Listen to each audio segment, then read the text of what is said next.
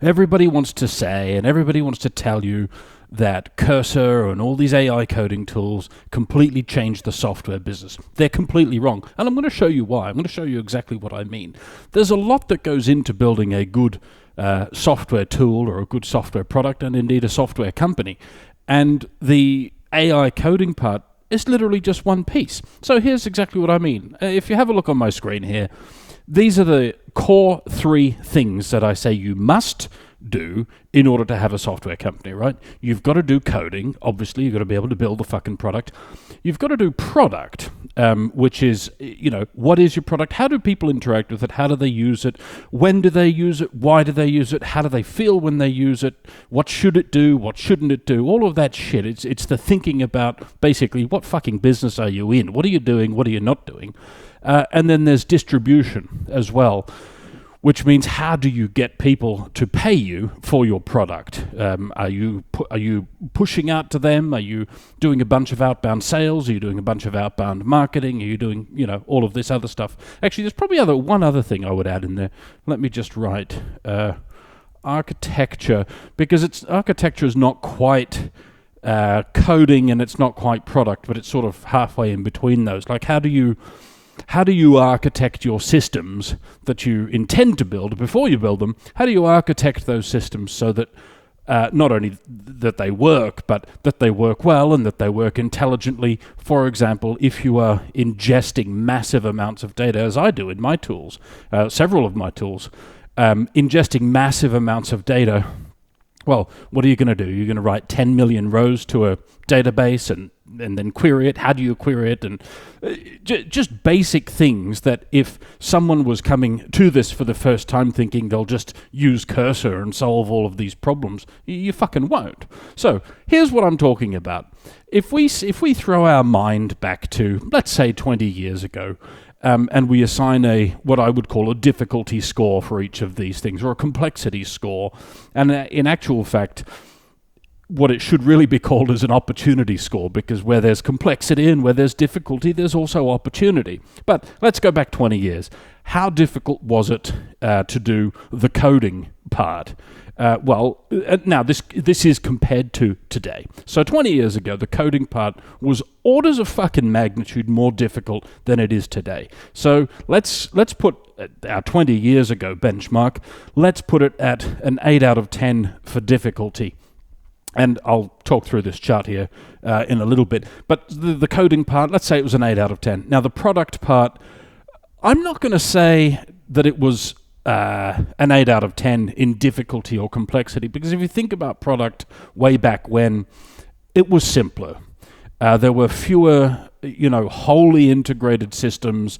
And indeed, I think users had fewer and lower expectations of what their tools and what their software would do for them. Most, I think, tools really did or focused on 1 or 2 or 3 jobs to be done, and they did those things well. Classic productivity software or Office suites, this type of thing. So I don't think product was as complex then as it is now. And I don't think users, expected it to be as complex. There were no, most systems were standalone, a lot of them were on-premise, and the cloud was sort of just beginning. So I'm going to say product was a 5 at that time, 20 years ago. Now, distribution, how difficult or how easy was it to do distribution 20 years ago relative to now? I'm going to say that was a 3 out of 10 in terms of difficulty. Email was nowhere near as just fucking crowded and noisy and full of junk and bullshit as it is now. You could actually send someone an email and expect that they would see it, that they would open it, they would read it, and they would at least consider it. Maybe not for a day, but a few seconds you'd at least get their attention. Now you can forget about it. So distribution, and that's just cold email. I mean, the rest of it is orders of magnitude more difficult now than it was then. So I'm saying back then, distribution was more complex, but it doesn't deserve a 3. I'm going to give it a 4 in terms of complexity and difficulty relative to today. And then, of course, the last one, architecture, I'd say it was about a 5 because... again, relative to today, the architecture today, despite it being more complex and more moving pieces and just more complex systems generally, I think architecture of 20 years ago, whilst it was simpler, we didn't have as many fucking brain augmenting tools that we have now to actually think through those things. So relative to now, architecture I think was more difficult. So if we now look at the radar surface area chart that this draws up, what I've done, I've just quickly coded up this little page here to calculate the radar chart. But what I've done here is the surface area. This is the value of the surface area of this radar chart. It's about a 33,000. So on this chart, a score of 33,000 represents the, call it complexity and difficulty of running a software business 20 years ago. All right, so 20 years ago, the complexity and difficulty was 33,000. Now, if the claim is to survive, and that is the claim broadly is AI changes everything, AI coding changes everything, Cursor changes everything, whatever the fuck tools you want to use, changes everything. Anyone can produce apps, anyone can produce software, so there's no value in it anymore. The business model has fucking collapsed. I say that's complete and total utter horse shit, and I'll tell you why. For that claim to survive, this complexity number would have to go down, and it would have to be substantially down. So let's go through it.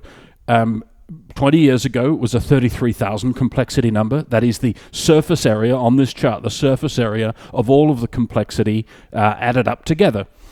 Let's say coding. Now, this is fucking obvious. Obviously, the actual coding piece, the taking a plan, taking a product specification, and writing the lines of fucking code to make that into a reality, and to do that fast, and to write the tests and to test it and to figure out if it's fucked or figure out if it's good. Like all of that, that is literally orders of magnitude easier now.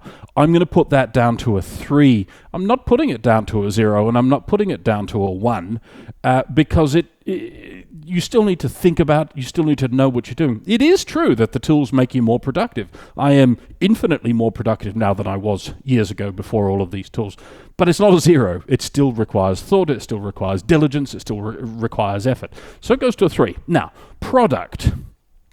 If we think about the complexity of product today, again, relative to 20 years ago, and complexity of product, again, if the claim is that AI changes everything, if that's the claim that we're fundamentally at its core, that's the claim that we're tackling head on here. If the claim is that AI changes everything, all right, maybe it fucking does. But then at the same time, product gets more difficult. It doesn't get easier. Yes, you have what I call the brain augmenting tools, the shit that'll help you think, and you can generate ideas. You can be a more generative person when it comes to ideas. You can do all of that. It's fucking fantastic. But you're not the only guy in the world selling software. So the just to achieve feature parity, that's fair. That's easy enough because that's more or less a coding function.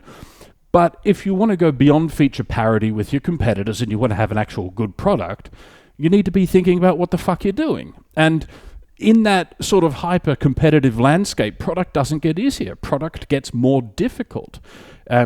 It's the dark arts of being able to imagine, or if you do interviews and do it properly, find out and figure out and ask your users, but figure out what your users want and what they don't want and all of that shit. It doesn't get easier. It's getting more difficult because it's getting more complex, and just getting attention in the space is more difficult. So I'm taking that 5 and I'm putting that to an 8. Now, the next item, the third of the 4 things that go into building a decent software business, distribution. You can fucking guess what I'm going to say. Obviously, all of the AI tools for prospecting and outbound, first of all, I think most of them are horse shit. Distribution is getting orders of magnitude more complex across the board. Now, the one area where distribution is fantastically, I don't want to say easy because that almost doesn't give it credit. The one area where the distribution is very much low-hanging fruit, I'll say that. The low-hanging fruit of distribution is getting ChatGPT and the answer engines, Perplexity and Gemini and all those tools, getting them to recommend your tool or your product. And I think that's by fucking far the best way to get users and to get paying users. So that one little low-hanging fruit, that one nugget of gold aside, distribution is more complex on every fucking front. Phone calls, forget about it. Actually, I'll retract that. Phone calls, almost always fucking forget about it. There are some industries where they'll pick up the phone because they just want to talk to you. Either they just want to talk to you, or you're selling into SMB where they have to pick up the phone because all of their customers call them on the phone, and if they don't answer the phone, they don't have a fucking business. So if you're selling into those types of businesses, okay, but you've still got to put in the time and effort to make those calls. Look, outbound cold calling, orders of magnitude more difficult than it was 20 years ago. Cold email, really fucking difficult. Anything you can point to, and actually I did a video a little while back where I did a tier list. I ranked the 13 most common B2B SaaS marketing methods, and I talk about this in a lot more depth there, so maybe check that video out as well. But anything that you could point to now, bar just one or two exceptions, is more difficult, it's lower yield, and you're doing more and more input to get less and less output. That's if you're doing the outbound shit. So for distribution, I'm going to say that goes to a 9. The only reason it doesn't go to 10 is because we've got that one little redeeming, saving factor of ChatGPT and these other things that didn't exist 20 years ago. Certainly search existed, but 20 years ago we did not have people outsourcing their thinking and outsourcing their decision making like we do today and like we do now with, I'll just call it ChatGPT. You know what the fuck I mean, all of those tools combined.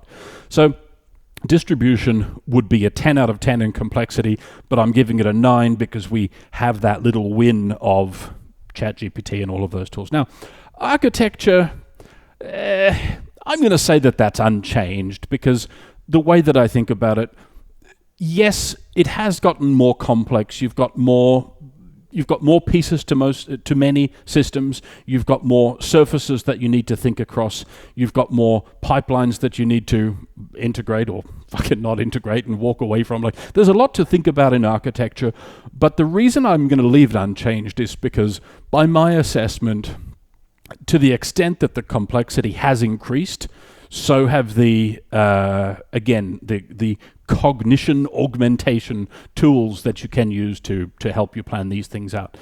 Now, if we have a look at the surface area of the chart, we can see that the shape of the radar chart is very different.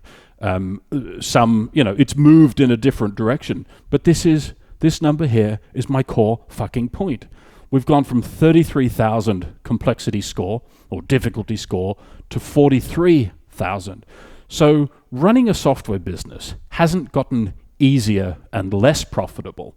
It's gotten more complex, more challenging, but importantly, and this is, I genuinely fucking believe it's more profitable now than ever, even though you've got these complexities, because you've got the amount of people who are digitally native, the amount of people that are looking for software tools to solve problems in ways that they didn't before, we're at numbers that we've never been at in history. And one of the things that I think is very important if you're thinking about building a SaaS product or thinking about building a SaaS company or starting with a SaaS tool, I suppose, one of the things that I always do say about that when you're thinking about what the fuck are you going to build and who you're going to sell it to, one of the core factors, and indeed it's probably the only non-negotiable factor for your first product and for your first SaaS company or tool. For me and the way that I assess it, the only thing that's non-negotiable is that you want to be selling to a group of users. You want your users to be people who are online every fucking day as part of their job. Because if they're already online every day as part of their job, getting their attention and getting them to use your tool and the likelihood that they would use your tool is fucking astronomically bigger than if they were, if they're a landscape gardener. Landscape gardeners are fucking lovely people, but they use fewer software tools than someone that sits at their desk all day. So to that point, the reason I'm saying the business and the pie overall is growing despite complexity being higher. I'm saying the opportunity generally is growing because the number of people just on a pure headcount basis globally that sit at their fucking desk every day and use a computer every day and use tools, that's going up and up and up and up. So the pie is expanding, the complexity is expanding, but I think it's the best fucking time in the history of the universe to be in the software business.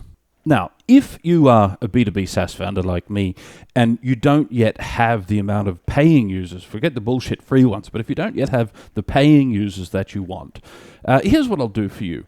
I'll take a look at your product, I'll take a look at your market, I'll take a look at the positioning overall and, competition, all that shit. And I'll make you a video, one-to-one video, personal, private, it won't be shared online anywhere. And in that video, I'll do exactly the same exercise that I do for paying clients that I work with. And the end result of that video is very, very simple. You'll get at least one, probably two or three, but at least one very specific, actionable thing that you can do over the next 90 days or maybe even over the next 30 days, 60 days to bring in more paying users. Again, we don't give a shit about free users. Anyone will use anything if it's free. We want the ones that pay and keep paying. Now, whether that means you'll go from maybe 0 paying users to 50 paying users, or whether it means you'll go from 300 to 500, I don't know because I don't know your baseline. But I'll take a look at it for you. If there's a link in the description, if you want to send through the details, I'll do the video, I'll send it back to you. Remember, though, I can only do this while this channel is tiny. People have been saying to me for years, oh, you should make videos, you should... All right, well, I fucking started making videos. So let's see how many people send things through. But if the form is still online, I will do the video for you. So click through to the description, see if you can see the form. If it's there, send it through. I'll take a look. I'll send you back the video.